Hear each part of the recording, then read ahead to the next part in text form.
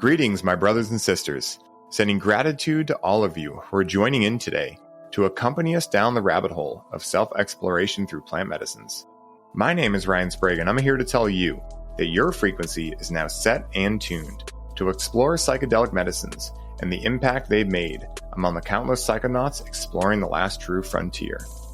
Buy a ticket and take the ride with me as we get true first-hand accounts of the experiences, benefits, risks, and transformations taking place within the ever-expanding world of psychedelic medicines on This One Time on Psychedelics.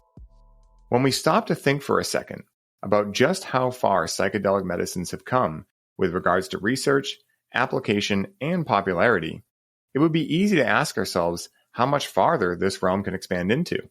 However, as our guest today on the show will open your mind to, we've only just begun seeing the possibilities of what this industry is going to expand into. Stopping by to share their time and wisdom with us today on the show are individuals who are leading the way when it comes to innovation in the psychedelic space. Within their project Enosis Therapeutics, which is a medical technology and psychedelic research company, they have found a way to be the first to leverage virtual reality to contextually modulate psychedelic therapy to improve treatment outcomes. In addition, they have also created the world's first in-clinic application of augmented psychedelic-assisted psychotherapy. And in today's episode, we will be diving into how they got into the work they are doing today, what they believe the future of this type of work could look like, and much, much more. So, please help me in welcoming Agnieszka Sekula and Dr. Prash Puspanathan to the show. What's up, guys? It's so amazing to have you here with me today. You know, it's super fun doing these shows because I never know who I'm going to get to meet on the other end of these. And you guys are doing some really amazing work. It's very interesting. When I looked at your guys' bio when I was writing the intro for the show, I had never heard of someone leveraging virtual reality before in the psychedelic space. And so before we get into all those juicy details, I want to figure out how you guys first got called into doing this work. You know, how did you first become aware of psychedelics? How did that journey begin for both of you? Well, firstly, thanks for having us, Ryan. Yeah. And I'll go first because my story is far more boring in that I stumbled across it, like I think a lot of us stumbled across it accidentally and experientially. And it wasn't my first experience. It was probably my second experience that truly cracked open those doors of perception and changed the course of my life forever. I was a medical doctor who was a surgical trainee and was going to be a surgeon. And after that experience and a deep dive, the body ceased to be anywhere near as interesting anymore. And I completely switched paths and did psychiatry training purely for the purpose of working with psychedelics. And that's what got me here. But that's a pretty straightforward story. That's beautiful. Yeah, mine is a little bit more convoluted and probably a little bit different to how usually people find themselves working in psychedelics. My background is in biomedical science, so I'm distinctly the VR 3D modeling, medical imaging part of the duo. And I've been working in this for close to a decade, working with VR in a bunch of different fields of medicine, being responsible predominantly for coming into research labs and introducing VR and 3D innovation to advance their research efforts. And I've used VR to do crime scene investigation, to do Mars mission simulations, to do nuclear medicine imaging. But I have always been really interested in how VR can alter our perception, how it impacts the way we perceive the world, how it impacts the way we interact with the environment, how it can realistically alter the state of consciousness. And it didn't seem to be utilized within the VR space. It was always a big disappointment for me that as such a powerful tool that has been initially developed with such big goals and a mission to really change how we see the world, it has been mostly used to replicate the reality. It's used to, obviously, mostly in gaming and education scenarios, but in terms of the modeling, it's used mostly to just build the environments that we know and recognize, or we can just play with. So it's been always quite sad for me to see that happening. So I got increasingly more interested in using this for therapeutic purposes as a state-altering method. And as I was exploring that, I met Prash, and Prash introduced me to psychedelics. They've always been a little bit on the periphery of kind of, my understanding of altered states, but I've never tried them. So for me, the exploration of the psychedelic world has been very much a scientific one. I've read all the papers, all the books, everything that was out there without actually experientially diving into it. And that was mostly because I wanted to work in this field. And I did see that there is a lot of subjective influences in how the field was progressing. And I wanted to remain as objective as possible for as long as possible. So I haven't dived into that world up until our first model was sort of drafted and our first protocol was designed and submitted. And only then I kind of allowed myself for a bit of exploration. And obviously there's no going back. Yeah, it's hard to put Pandora back in the box once the box has been opened, and it's funny you guys mention these things because, when I have people on this show, the common theme, right, although we all live different stories, is that we're curious. Like when I hear you guys, I hear a lot of curiosity, right? Prash, you were talking about going to school and then realizing like, this isn't it for me, right? So rather than just putting a square peg into a round hole and saying, well, logically, this will work for me. Logically, it'll be a safe career. Logic. You were like, well, I'm curious about this other thing, psychiatry, for the application of psychedelic medicines. Why don't I go get into there? And so it's very interesting that, you guys have this curiosity. And I find that amongst psychedelic proponents, right? Whether or not they're users themselves or they're just fascinated with what psychedelics can bring out, I see this theme recurring throughout the different episodes. And so that's really cool. And, one of the things I'm curious on for you, Agnieszka, is when it comes to VR, you were mentioning that most of us understand VR when it comes to like video games and things like that. And for me personally, I've been really excited about the world of VR because I knew that it must be more than that, right? It must be more than just like playing video games and these kind of things, which no knock on that. It's just for me, like I want to be able to increase my experience of life rather than kind of numb out from it, right? And, I noticed that video games and these kind of things have that challenge to them. And psychedelics too, right? Like, I do a lot of work with cannabis, and the main thing I work in is helping people realize that cannabis can be a great tool in your life, or it can be something you use to just escape and numb out, And so I'm curious for you guys, like, when did you guys spawn the idea of using VR in the psychedelic space? And kind of like, what was that, initial conversation like? Was that done, after a psychedelic experience? Did this come to you? Was it something that, you guys thought of otherwise? Tell me a little bit about that, because that, I bet, is a really cool story. So I think it has been in the back of my head for a very, very long time.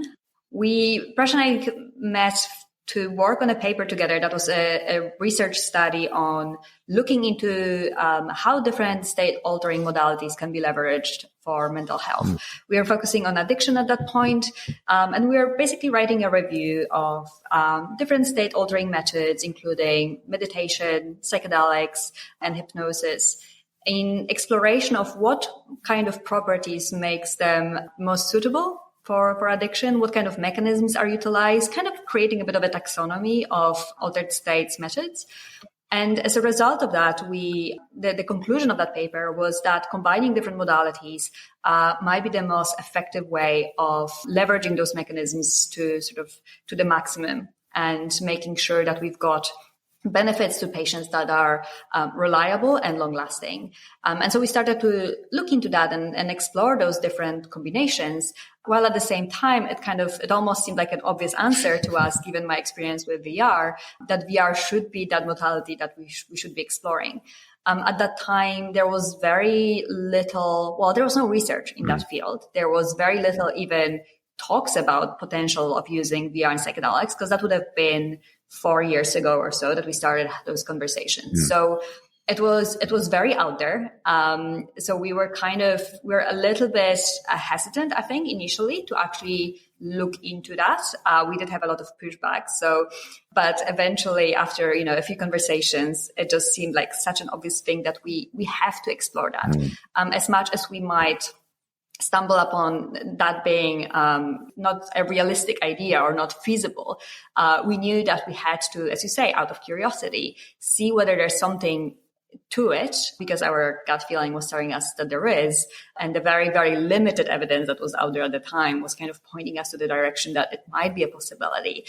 So we kind of very carefully and very quietly went about exploring that. We weren't really telling anyone about this. Very few select people in our sort of surroundings knew that we were working on that, because there was so much pushback, and we knew that we would potentially even offend some people with the work that we were doing. And so, we were very hush-hush about this initially, and just did a lot of exploration, a lot of, both scientifically and experientially kind of looking into how to go about this. And once we finally arrived at the awareness that there is something to this and this might actually work, that's when we dived into this as a company, and that's beautiful. Got the research going. Oh, what I love about that too is that what you just stated is kind of the perfect union between like science and logic, and also following your heart and curiosity, right? Because there was part of you logically was like, well, hey, there's not that much research out. We don't know if this is going to work.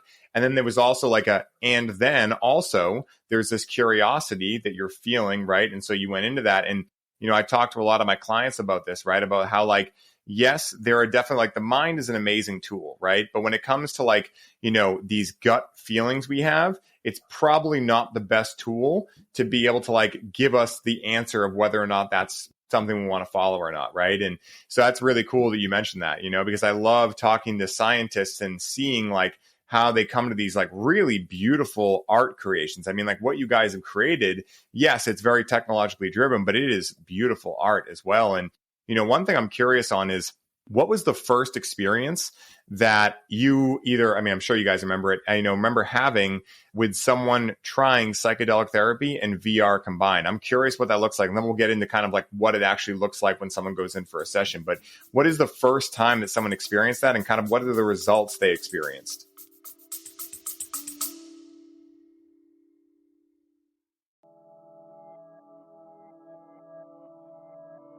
Hey, everybody. I hope you're enjoying the show.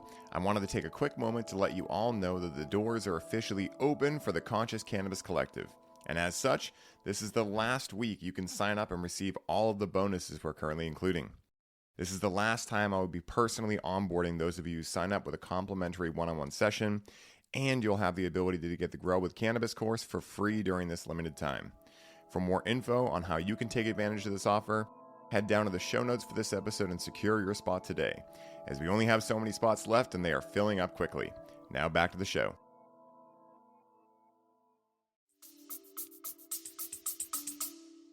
Look, there were a lot of trial and error in getting to this point. And maybe the bit that's worth mentioning, that most noteworthy in my mind, is that we did in our early stages consider what it would be like. This is a misconception that is directed at us often, which is people thinking that we use VR whilst a person is in the peak portion of their journey, which firstly, we adamantly do not. Our intention is not to interfere with the peak experience. But that curiosity was there, right? We had to work out what that would actually be like. And the end result is that it's almost a pointless venture, because the psychedelic experience will just steamroll over anything else. It barely registers as a speed bump in the road. And that was pretty indicative for one, also quite reassuring to us that the mushroom will win, so to speak. And yeah, it definitely was a defining point in terms of like, cool, this is what we thought, and we know for certain. But people still presume that is what we're doing. And we spend a lot of time trying to explain to people that we're psychedelic purists and our intention is defiantly to not interfere with the psychedelic experience. To me, one of the most memorable experiences from our first case studies was, so we've designed a scenario that is a sort of open-ended in a lot of ways, and is driven by the user. And we'll obviously probably going to speak about this a little bit more, but the way it's designed is that it's the patient who decides how long they're using it for, how much they actually open up, and how much they project onto that VR space. And we are initially designing it with maybe a 15-minute duration in mind. And when we applied it during our case studies, like 15 minutes it flew like this, and it was just a very sort of minimum. Some of the participants used it for close to an hour. There was crying inside of the VR headset. We had a participant we wanted to take off the headset for him actually a few times, because we were concerned that he was crying, like sobbing within the, VR headset. And we're like, this cannot be comfortable to do that. But he was very adamant at staying on and to keep exploring, keep kind of opening up and using that tool, which was very heartwarming for us. It gave us a lot of indication that this might be a good direction, because if we can have that emotional response and that willingness to keep going through that experience, then that means that there's something to it that we can use. Oh, I love that. Yeah. And it's really cool too, because I've found that for me personally, one of the most magnificent aspects of sitting with psychedelics is emotional regulation, right? Like, and being able to release some of the weight that we're carrying. And so to hear that, this VR system is able to replicate that in at least some sort of way is extremely powerful, and I really, I love what you guys said about being psychedelic purists and, wanting the psychedelic experience to stand on its own and, having this VR experience to be able to back things up. And also I imagine too, I'm curious, we've all heard before that psychedelics aren't for everyone, right? And so I imagine that an application of this system could be allowing people that maybe are on SSRIs or otherwise are not able to connect with psychedelics to have a psychedelic experience induced through VR. Is that one of the things you guys were thinking when you were creating the system? Not entirely. So you're right about the fact that we are psychedelic purists, probably more than most people give us credit for. There's a lot of pushback that we hear in terms of technology being the exact opposite of the experience, and that they should not be anywhere close to each other. In fact, what inspires us mostly is to maintain those experiential moments in therapy, and to, if you think about the psychedelic experience at this point, what it is there's the psychedelic journey, and then there's the therapy. So there's this almost like the therapy continues, and there's this bump of we are going through that psychedelic journey that lasts, depending on the substance, certain amount of hours. What we believe should be the case in terms of therapy broadly is that experience should last from the beginning till the end. And by utilizing methods that target experience more than any cognitive processes, we might be able to literally expand that experience in time and start it from preparation, capture it during dosing, and then continue it during integration. So those experiential moments are very important to us. And as you noted, logic is only one tool. Very important, useful sometimes, but it's only one tool that we have, and we can't rely on it 100%. And in the current setup, most of the talk therapy that relies on that logical capacity to make sense of your experience. It might be, we don't deny the fact that this is an important step in therapy, but it's probably something that should happen a little bit later, once you've processed things emotionally, once you've embodied them a little bit, once you've kind of allowed yourself to chaotically explore that experience, because that's what's so powerful about it, right? It's not like the psychedelic experience feeds you a nice logical narrative. It's not like the life feeds you a nice logical narrative. It all kind of comes and goes in this chaotic manner, and then we are expected to put it through this panel and just give a nice narrative that is nicely packaged, right? It's missing the point for us.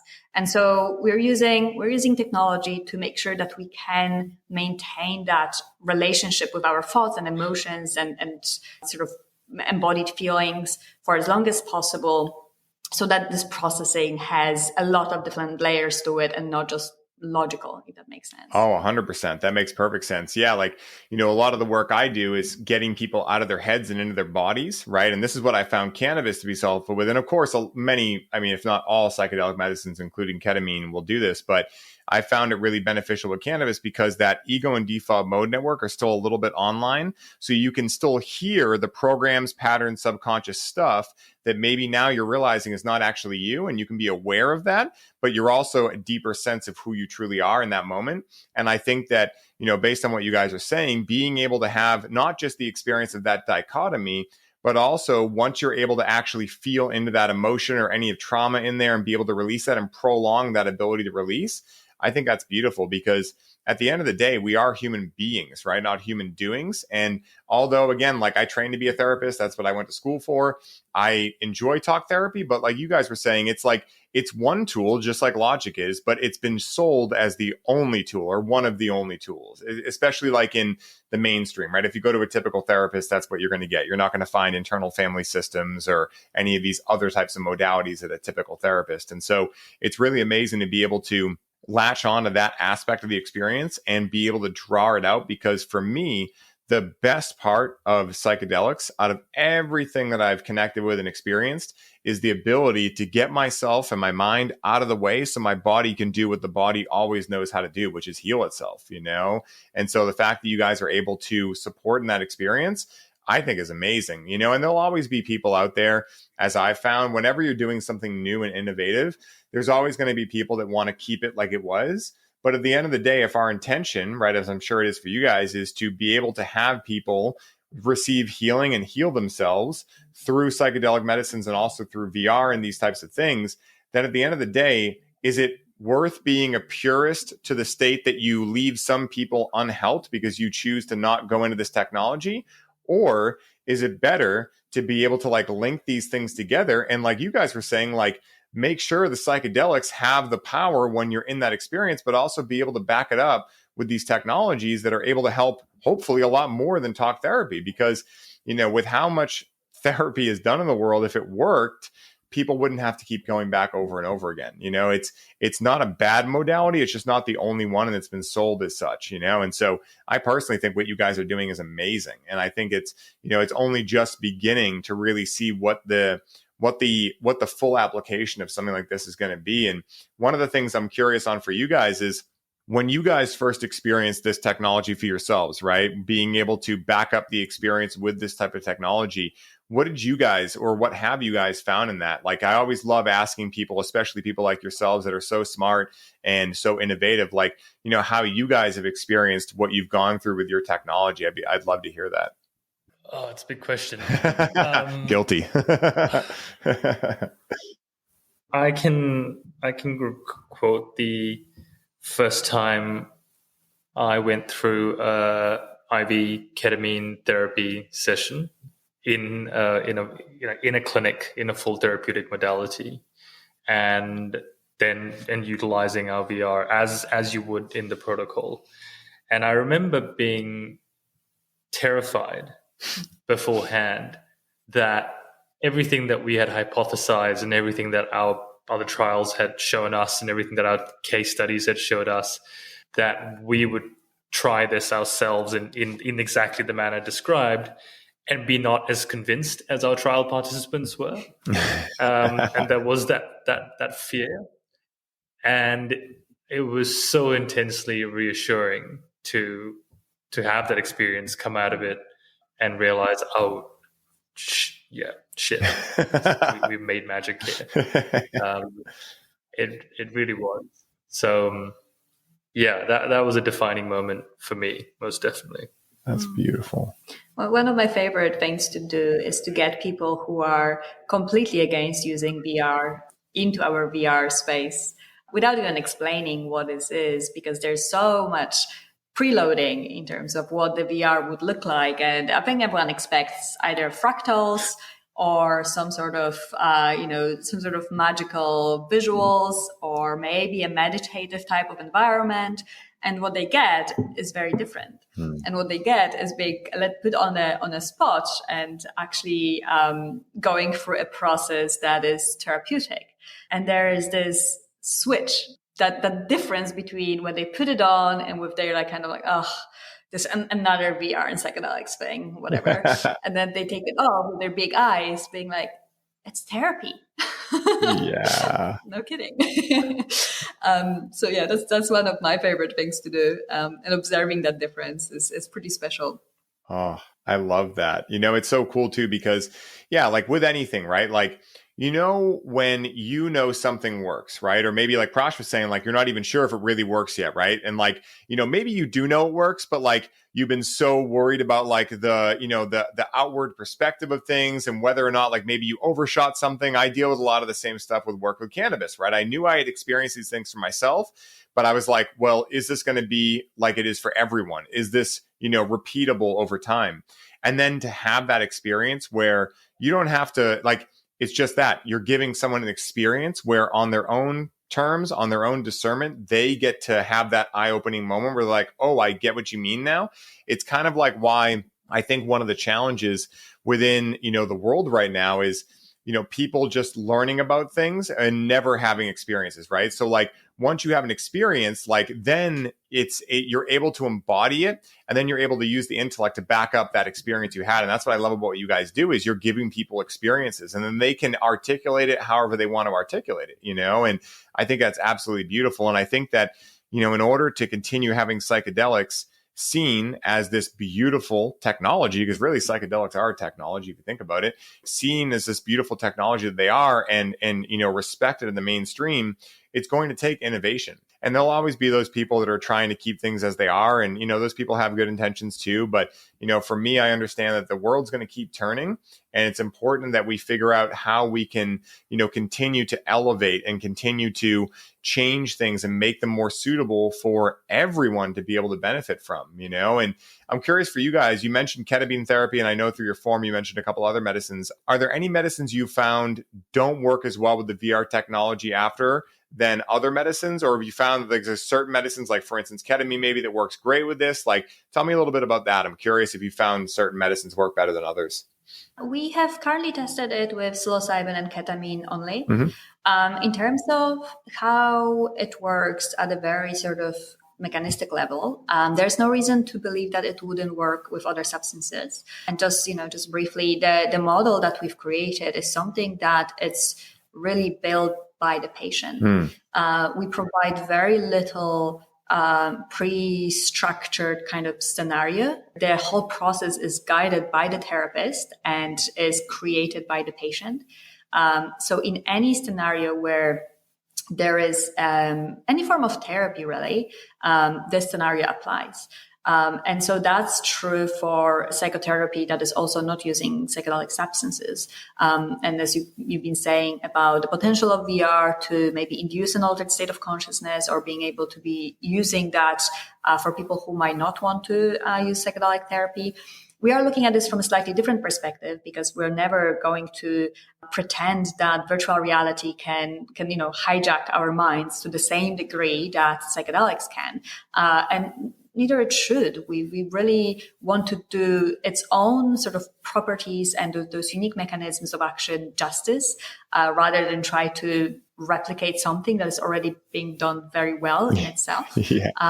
But there are things that we can use to, again, to maintain those experiential moments and make therapy in itself more experiential. And so in our protocol, patients use that VR space as a multisensory canvas onto which they project everything that is happening to them at the time. And obviously, after the psychedelic experience, a lot of those things come up very organically. There's a lot that needs to be recorded immediately, because there's so much, there's so much conviction, there's so many new perspectives, there's so many insights that emerge, that there's almost that desire to hold on to that, but we don't have a way of holding on to that at this point. So that's why we've created that multisensory canvas for patients to be able to project all of that, basically just dump all that information onto that space, so it can be permanently preserved for them in a way that is multisensory, and in a way that is kind of immediately anchoring them into that experience.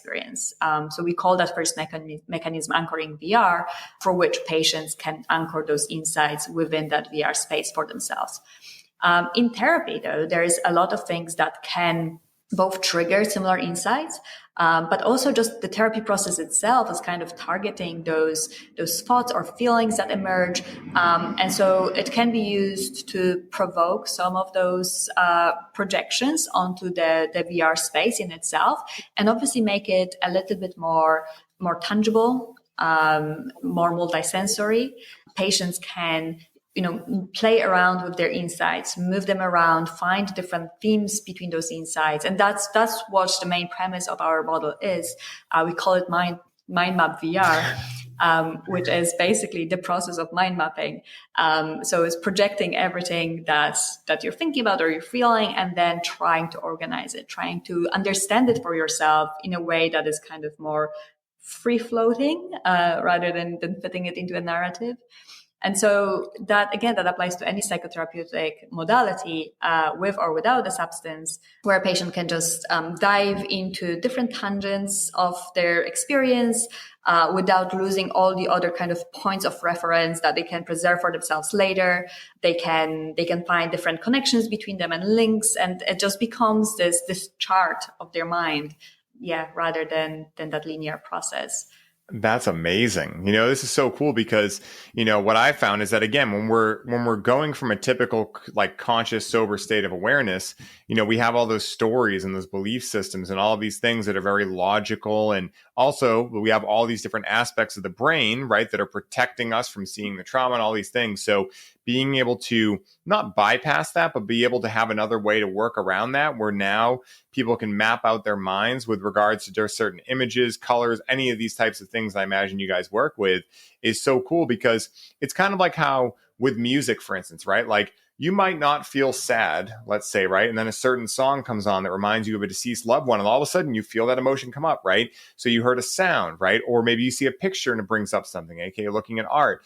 We're already aware this kind of stuff works, right? Where we don't need to necessarily consciously think or talk in order for this release or these releases to happen, but to be able to like optimize that and be able to have someone have that type of experience more often than not. And this is something that, as I'm like, as I researched you guys and now I'm hearing in living color, I'm like, this kind of seems like it might be the biggest thing I've heard recently surrounding like being able to really allow people to have these experiences that are profound and keep the profoundness going. Because like you were saying, like when you get into a psychedelic experience, yes, there's a lot that's shown to you. There's a lot of amazing awareness gained, but when you come back to reality, you still have your normal, like, whatever limiting stories you had there, your belief systems, all of these things that might prevent you from either fully remembering the experience or being able to even know where to start integrating it.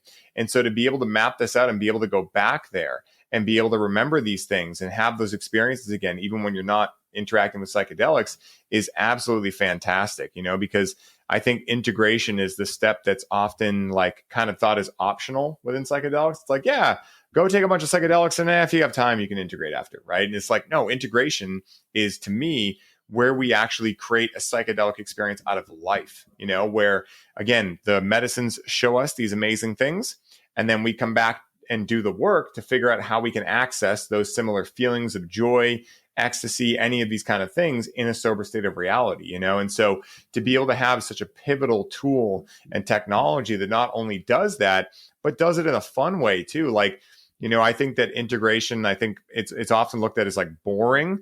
It's like, oh, you're going to journal or you're going to do these things. I mean, being able to like slap on a VR and go through a journey and have that work for you, I see that being fun for people too. And the thing with, human nature, as I'm sure you guys know, is that most of the time, unless humans really know enough, let's think about psychedelics, right? If you take a new user, right, someone who's never really tried psychedelics before, and you try to explain what integration is after, they're probably going to be like, oh, that's kind of boring, right? And humans are not going to naturally do things they don't find fun. And obviously, certain things in life are not as fun as others, but if you can have your cake and eat it too, and make something that's often looked at as like boring or work, like integration, and you can make it the most fun step of the process, or at least another really fun step in the process, well, now people are naturally going to want to do that because it's exciting. I'm curious for you guys, like, was that something you guys thought of at all when you were getting into this, of like, how can we make, the entire scope of psychedelic medicines, but also integration more fun? Was that something you guys thought about? Because I immediately thought of that. I'm just curious if that was a thought that went through your heads. I don't think we tried to make it fun at any point. But what we did try to make it was immersive. And I think that's the principal difference. And yes, you can often equate the immersiveness to the funness, but it's the immersiveness that creates a therapeutic frame in which there is complete presence. And that is one of the principal things that is often lacking in therapy. And increasingly so as we move from face-to-face therapy and into Zoom therapy, we've seemed to be increasingly moving to more reductive forms of therapy. And the principal thing that is often lost there is attention and presence. So much of therapy is dependent on this thing called the therapeutic frame, and how devoted you are to that frame really probably has a direct correlation to how much you get out of therapy. And it's hard when you're in Zoom therapy and you're on the same screen where you have your Slack notifications bouncing off in the corner, and you just jumped off a Zoom call and you're supposed to flick right into that mode of being in therapy and revisiting your integration sessions, and the presence just isn't there. And the immersiveness, well, yes, I take your point, it probably is fun, is almost a side effect of what we were trying to create, which was a fully enclosed container in which there's only one thing for you to do. There's only one thing for you to focus on, and that is your psyche. And not just that, it is also presented to you in real time in an interactive manner. And that is the only thing you have to concentrate on. That makes perfect sense. Yeah, the word that I was looking for when I said fun was captivating. It feels like a captivating experience. You know, it feels like, because that's exactly what I was thinking, is like, with the attention span so short these days, exactly like you were saying, I didn't even think about the whole Zoom thing and how people are doing therapy in the same place they're working. You know, it's like, with all of these things vying for our attention and social media and all this stuff, it's imperative that whatever modalities we give are captivating. You know, and as in a sense, like, captivation can be fun. It's not always fun. I mean, exploring the psyche can definitely get interesting at times too, but at least you're able to bring that full degree of presence to it. And so I'm glad I asked that question, because yeah, like, you know, I think that's one of the not unspoken challenges, but not spoken about often enough within the realm of integration, is like, hey, what are we doing to negate the challenge of attention span right now? You know, and yes, there'll be people that are like, no, we need to keep them exactly the way they were. But also, like, in indigenous cultures in times past throughout antiquity, when we were connecting with psychedelics, we didn't have cell phones. We didn't have millions of people that we could connect with at any moment. You know, we didn't have, you know, all of these notifications going off and everything, right? So the experience overall was more captivating. And, you know, for me personally, I love technology. It's allowing us to do this right now.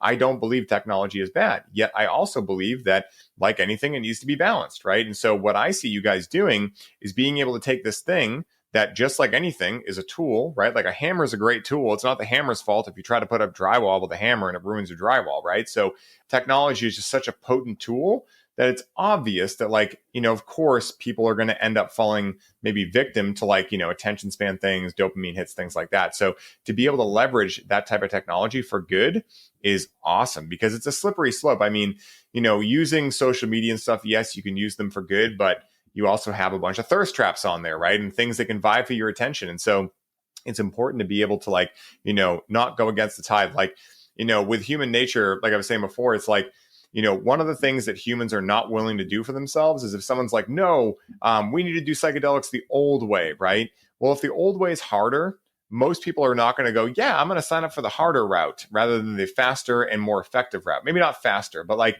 the one that's showing that, like, it has a higher efficacy. I think that's the most important thing.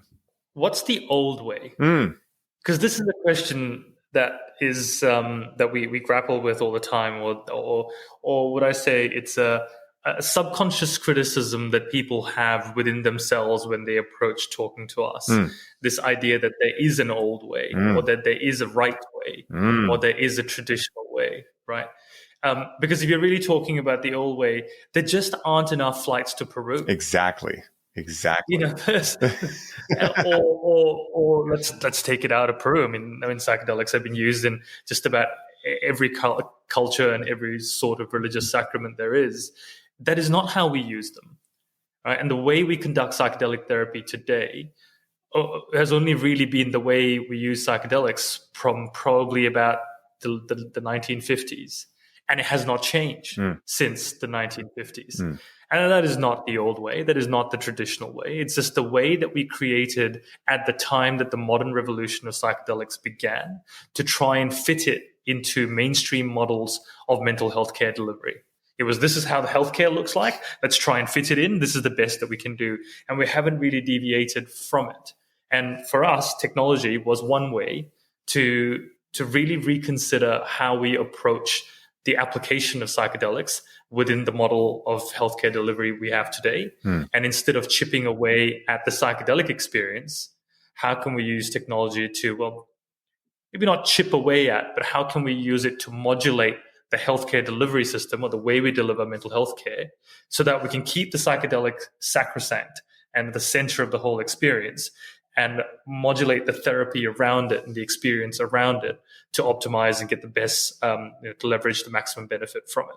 Definitely. What we often hear is that, like, this question of why would we even bother with technology? Like, the psychedelic experience itself is so powerful and has shown so much efficacy, and so much of the outcomes are really positive following any of the trials that have been conducted. So why do we need to improve that? And I think a lot of people don't realize how unrealistic the settings for clinical trials are, how completely,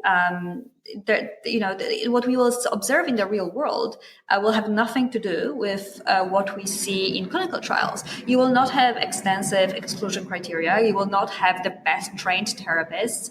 The kind of settings that these academic institutions are providing, they're absolutely stunning, they're amazing, and they're leading the way, and we're very grateful to them. But we need to think about what's going to happen to actual real-life patients who have a number of different comorbidities, who have not the ability to be able to process things cognitively the way we would like them to, who will not have access to the best therapists, and all the other things that, the clinical trials can afford, but the medical system cannot. So obviously we are, yes, if it's about the beautifully designed clinical trials, potentially we don't need anything extra to make it work. But in the real world, we probably will. And that's what we're trying to do. We're trying to make sure that the real world application, the targets that we're hitting, which are, at the end of the day, whether the patients get better or not. I don't think we can become purists around how we get there and whether it's better for them to get there by going to Peru versus going to see a doctor in VR. I think the most important question that we need to be asking ourselves is whether they get better and whether they stay better. And whatever we can do to make that happen, we should do. Yeah. So that's what we're after. I have one more point about old technology versus the old way.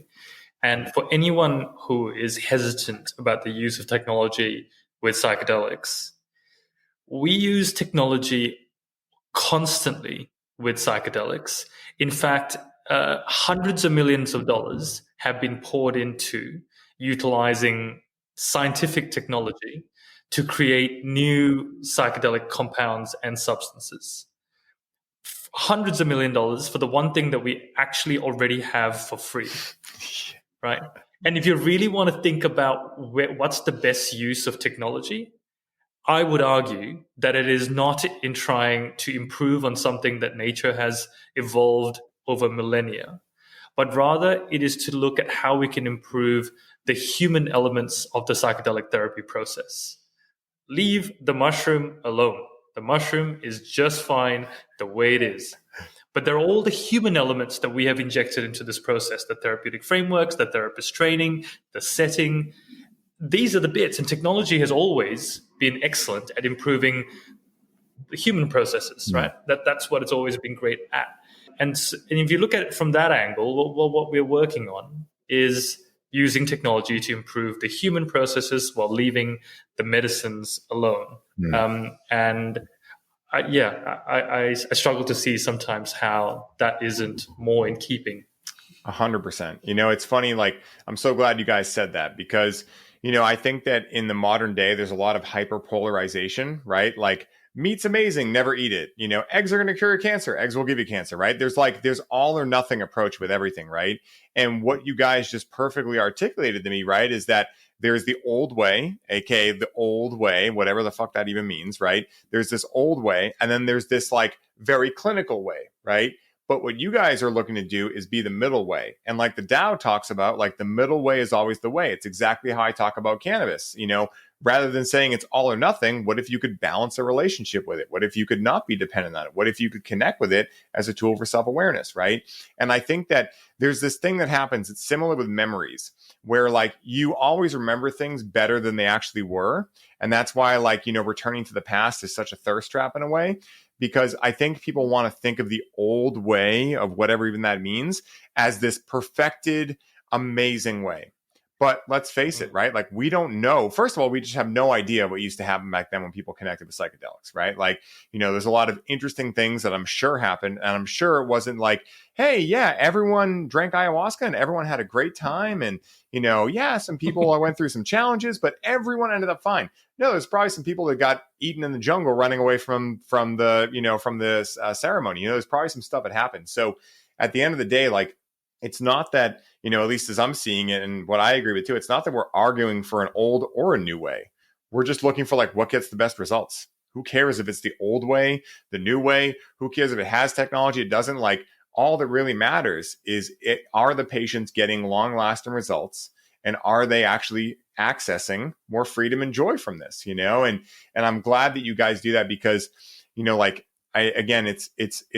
don't even know how to articulate this, but I'm going to try. It's like, it's a common theme to try to trigger the public by saying, oh, they're ruining psychedelics by putting technology into it. And it's like, no, that's not what we're doing. Right. And so like, I love how you guys are like, the only question is, does it work? Right. And that is 100% how I like to look at things, because if something works, right, and it's not hurting anyone or any of these things, and it allows more people to benefit from something that, let's face it, like Prash said, like most people cannot afford to go take 2 weeks off, go to spend $5,000 and go down to Peru and do ayahuasca, right? Doesn't mean that ayahuasca is not a great thing for a lot of people. Sure, it does. But what about the individual that can't afford that, right? What about the individual that, for some reason, one reason or another, can't take time off of work or any of these things? Do they have to miss out on the entire possibility of this realm just because they can't do things in the old way? I talked to this guy, Hamilton Souther, good buddy of mine, who runs Blue Morpho down in Peru.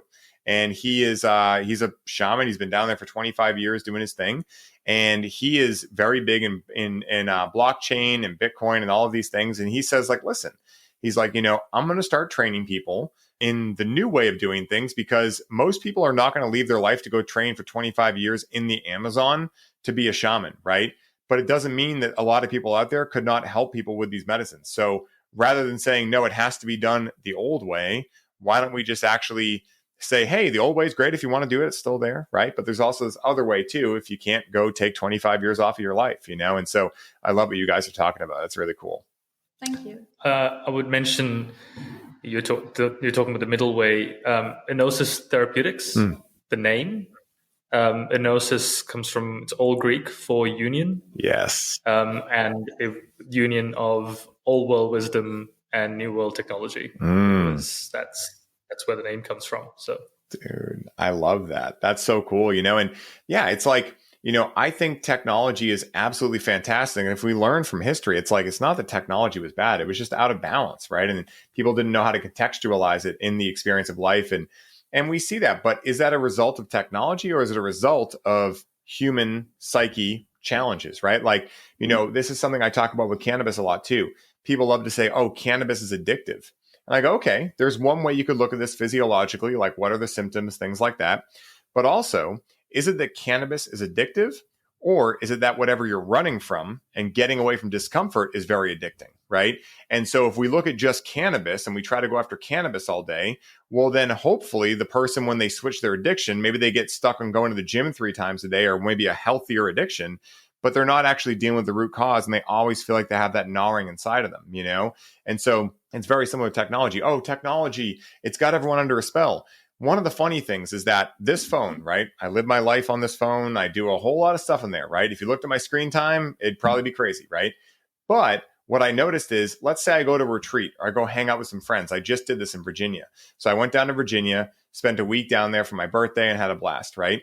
After day 3, I was like, wait a minute, where the hell's my phone? I'm like, I haven't seen that thing in days. So is technology really addicting, or are we just lacking meaning in our lives, right? And are people projecting their fear of technology or their fear of no meaning on a technology. Well, it's not that I have no meaning. It's that technology is just so addicting, right? It's a scapegoat, And so I love that you guys are really on the cutting edge of not just talking about these things, but doing it as well and showing with results that you're actually doing it. I mean, that's amazing.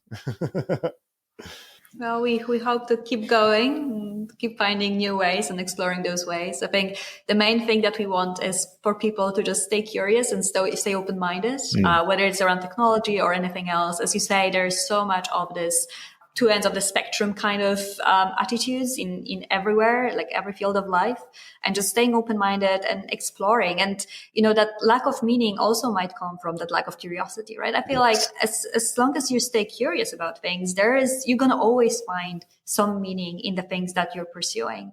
And that's what we would like to see. And that's obviously everywhere, but specifically within our field and within using virtual reality to boost mental health outcomes and basically just mental well-being and exploring human consciousness and just targeting the mechanisms that we haven't been aware of before and exploring it in a way that it hasn't been done. So much of our disappointment comes from the fact that it has been repeated over time and has been targeting predominantly the business models that are very reliable, rather than trying to be very explorative. And I would love to see more approaches within the VR research and VR businesses that are more brave, just showing courage in just using this cutting edge technology in a way that it should be.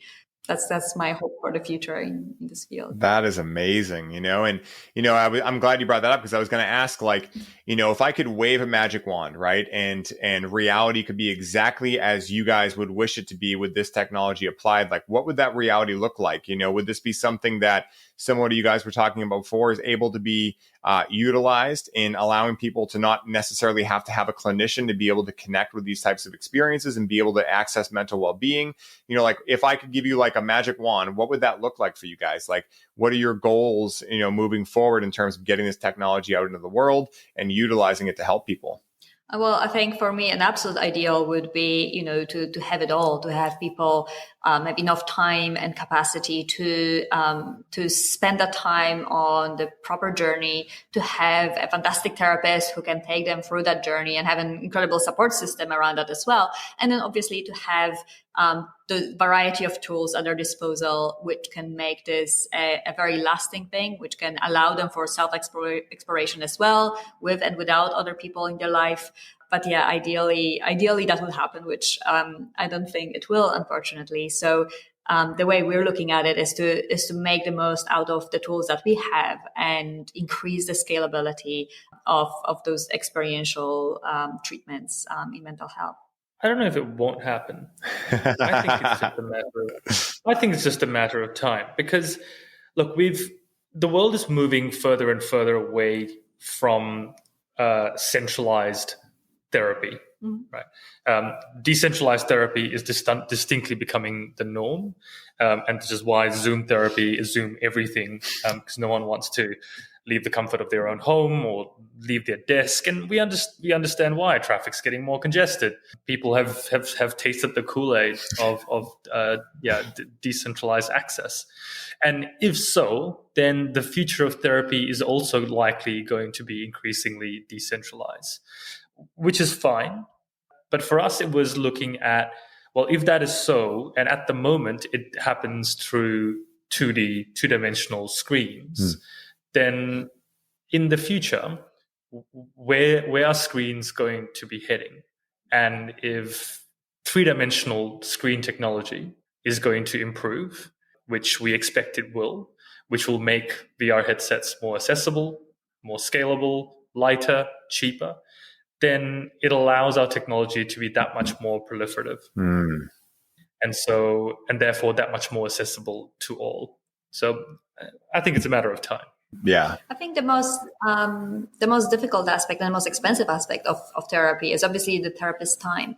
And what we need to focus on is to use technology in a way that offloads the therapist in every way that it's possible. We haven't spoken about this, but this is part of our scenario as well, to create an automated manner of creating medical records, which allows the therapist to stay completely focused on the therapeutic engagement and not take notes during therapy, and not need to go back to those notes before the next sort of treatment session. So we're working on making sure that we offload that onto the tech, and the tech can take care of the things that we don't have to as humans, or it's not necessary for humans to take leadership on.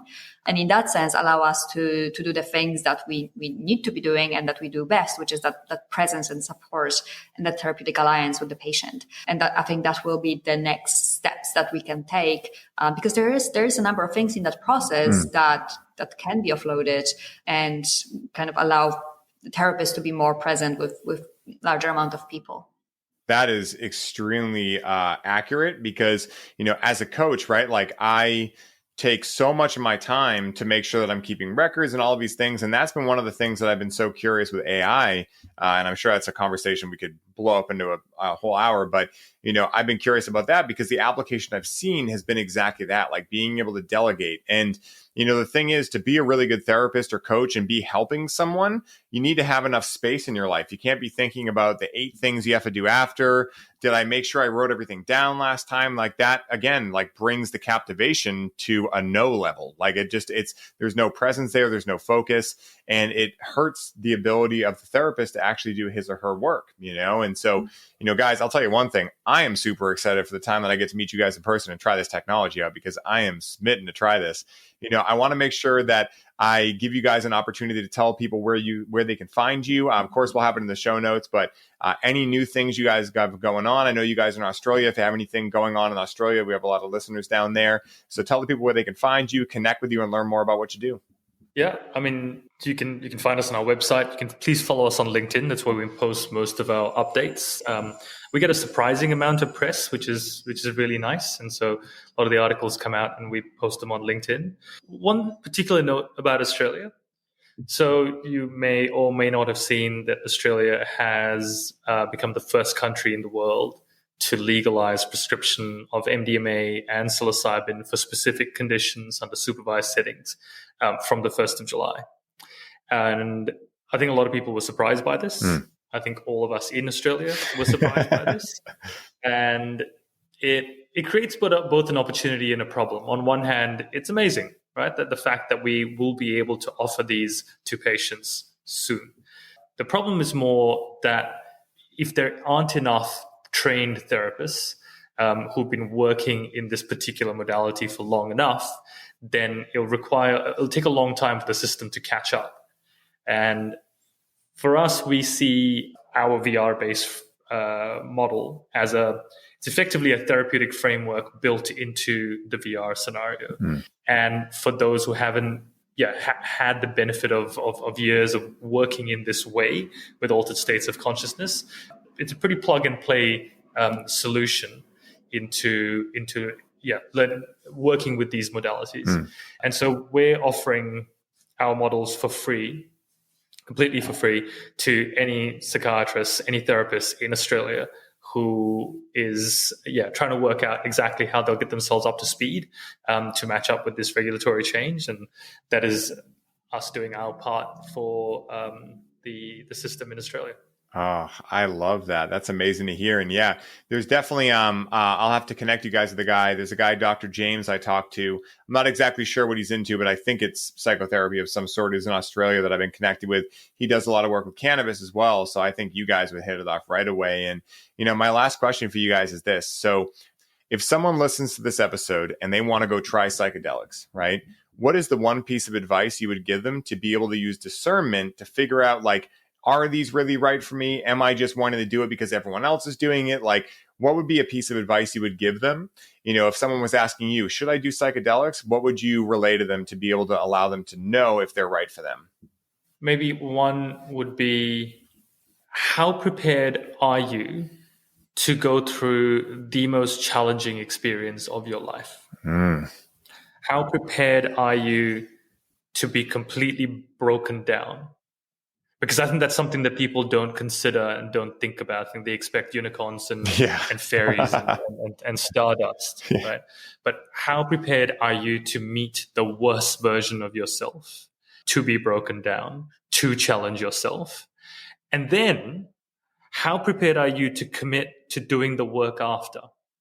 And if the answer to any of those questions is, I'm not sure, then no, you're not ready and don't yet. And work yourself up to it. Because you could, but you either won't get the best outcome from it, best case scenario, or worst case scenario, you actually have a counterproductive time. Yeah. That's a very good advice. I was just to kind of, as a countermeasure to that, I would actually ask, are you okay with being disappointed? Because I think there's so many preconceptions that we have and so many expectations that we have from that experience that if you put that whole load onto it, first of all, you're going to freak yourself out because you're going to expect so much. And second of all, the medicine might not deliver, or it might deliver something completely different. So being okay with being disappointed is probably like a starting point for me. Yeah, you guys, those were amazing answers. Like, I love when people answer with questions because questions pull, answers push. So I always invite people to like ask a question, right? And so I love that you guys did that. Those are great answers. And so guys, I must say, I am consistently amazed at the incredible minds I have the opportunity to dive in with on this show.